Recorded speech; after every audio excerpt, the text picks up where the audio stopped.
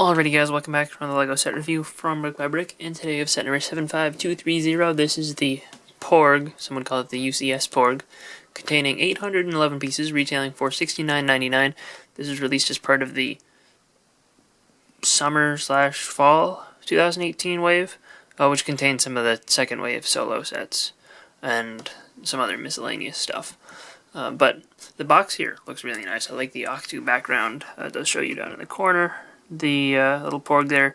This is similar to like a $50, maybe $60 box size, just turned sideways. This is the more typical orientation, but you know, it has an image on the side. On the top it shows the little mini Porg, and on the back it shows you the back of the Porg as well as the little features here, and it also gives you a little hint of the display plaque that is included.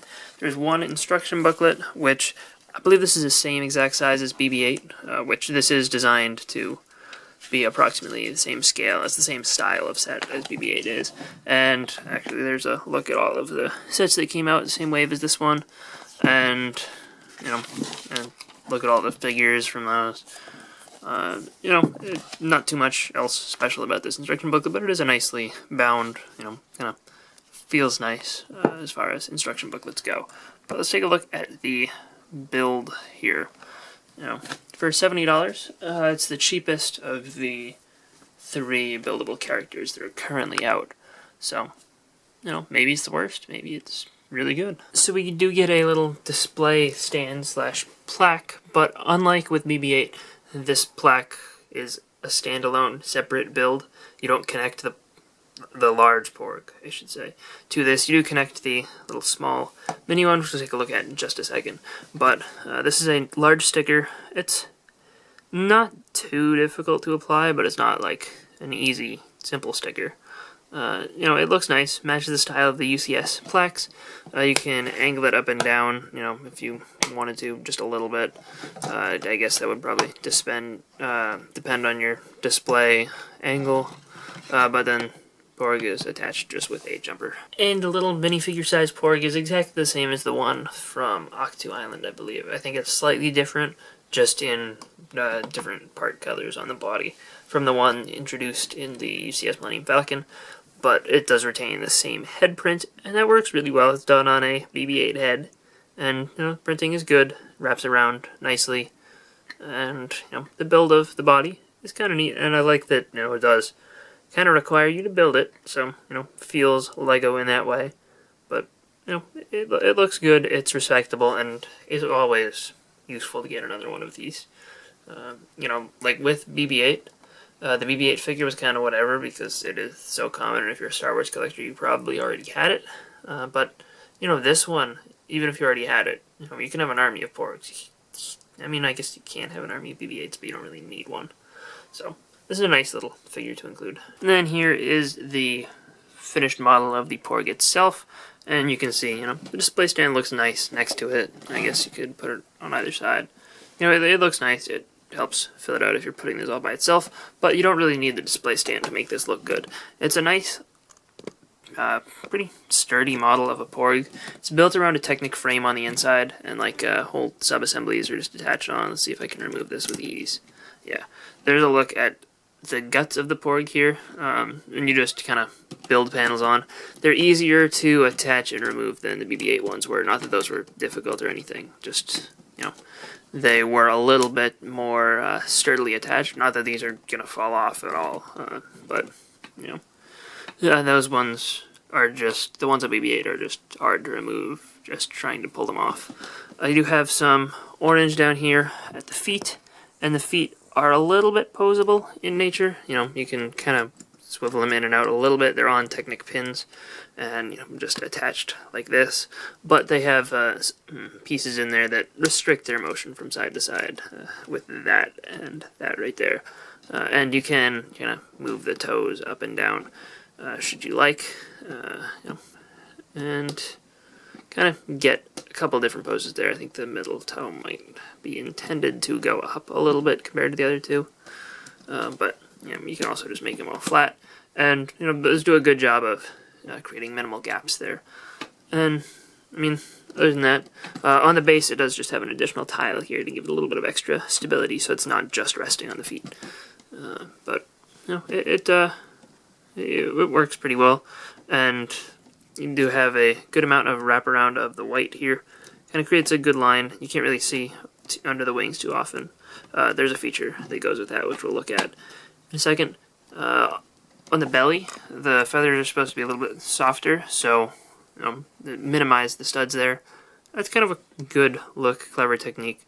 And you do just have a couple studs on the center, which, I don't mind those. I think that they're perfectly fine. There aren't too many of them there. And then with the wings, since it's supposed to be a sort of rougher texture, they just leave the studs on there, and I think if that works, it looks good.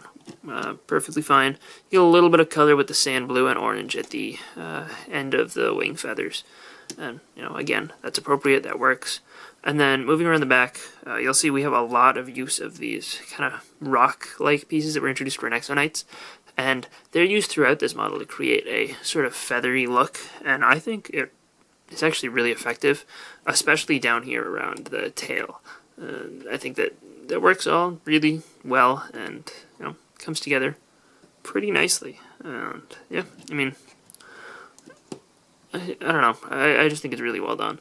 And going up all the way up here, the head is really well done, and I love the way that they've gotten the feather texture in with these 1x2 curved slopes. I think that is really well done, this orange section. The gray has done it nicely as well. You can kind of see how the head is attached just by the parts that are moving when you hit it. It's pretty sturdily in there, and it's not meant to have too much rotation, but you can move it around just a little bit, which, I guess kind of makes it feel just a little bit more lifelike in the fact that, at least it's not completely static. But the overall texture of the back here and the wings looks pretty good. The face up here, it's got a nice look to it. He is looking up slightly, which, it's fine. It's sort of like a almost begging look. And, I don't know, it works. You can't really adjust the pose of the mouth too much. The eyes are a little bit sort of accentuated. I don't know. Something about the eyes doesn't feel 100% perfect, but it works well for this. And I really like the way that they brought the nose in here with the use of the 1x2 curved plate, as well as a little Nexonites tile that sort of barely sticks out. I think that's well done. And then you have the top of the mouth, which works well. And there's also a feature that goes with that. Back down to the tail for just a second. You can see the base of the tail. Again, there's a little bit of white around here, but there's also this large gap, and that gap is actually part of the play feature, and you cannot see that large gap at all from any reasonable angle. So unless you have this on a glass shelf way above you and you want to be looking up its butt, then you're never going to see that. And there's just this one feather here, which is sort of a little bit centered, and you can see that there's a little bit of a gap on either side. And if you just push down on that, the wings will pop up, and if we go to the front, you see the mouth will move, and it'll sort of look like it's talking. And just looking down its throat a little bit, or down its mouth, you can see it does have 2 teeth in there, and the interior of its mouth is done up with red pieces, red Technic parts, so they actually avoid having any issues with weird colors in there, which is pretty nice, and I appreciate that. But it's overall a pretty cool feature, and I like the additional movement of the wings. The wings sometimes don't go all the way back down. I kind of had to adjust this one a little bit by just pushing the Technic pin that you use to push that in just out a little bit so that it would want to fall all the way back down. But once you do that, it creates a pretty good look, and you're able to just kind of make it yell or scream or make Porg noises, and just have the wings fly back and forth. And I don't know, I just think that's a well done feature and adds some life to this otherwise relatively static model. And now comparing both BB-8 and the Porg here, the Porg in universe is supposed to be like a foot tall, maybe 10 inches, and this model here is actually about 10 inches, a little bit less, so this one is almost life-size. BB-8 is supposed to be like 2 feet tall, so it should be significantly bigger than the Porg, which in height, as you can see, it isn't. So these aren't quite to scale to each other, but I don't think it's to such a ridiculous degree that you can't display them together. Yes, anyone who's like a super huge fan and knows this stuff will know that, just by looking at these, that they aren't the same scale. But, just casual fans, I don't think will notice too much. I had to look them up to make sure. I figured the Porg is probably a bit too big, and I was right, but, I didn't realize it was to such a degree, so it's not that bad. I thought maybe the Porg should come up to the top of BB-8's ball. I think it actually should be shorter than that, but, I would prefer this version of a Porg rather than one that was, accurately to scale with BB-8, just because, otherwise this kind of wouldn't have any of the features. It would be a whole lot simpler, and I don't know, I just like this, and, having the ability to, have a cool feature integrated into something like this is, I think, a whole lot nicer than just having a completely static model. However, I do think that, just looking price-wise, this is $100, this is $70. Can I see the extra value? Not from a surface level. I think that, these do look like they should be the same price, just looking at them here. But BB-8 has this awesome feature here, and this is just so incredible and really brings this model to life, in addition to having the ability to, do your thumbs up. I think that this definitely is worth the $100 compared to the $70 Porg. I think the Porg is good value, for sure. But I do think that this one is still a better set overall. The Porg, I think, maybe does a better job of getting the looks perfect, because I think that this does look fantastic. BB-8 maybe has too many studs for some people's taste, but I think the combination of the textures on this one is really well done. I think that the thing that throws me off with BB-8 is the whole body is all studs, and then up at the head, all the way around the sides, there's no studs at all whatsoever. I think that might be what throws me off a little bit with that one. But still, I think these are both great sets, and I'm very happy to have both of them, especially for the prices that I paid for them. The Porg, for $70, I think that's a fair deal. A lot of places have it on sale for, 56 or 55 or something as the regular price. Target did recently have a 50% off sale on this, so it was $35, and I think at that price this was an absolute steal, and I would definitely recommend, if you ever see it at that price again, to grab one for yourself. And honestly, you could buy a whole bunch of them and create a whole army of Porgs if you really wanted to.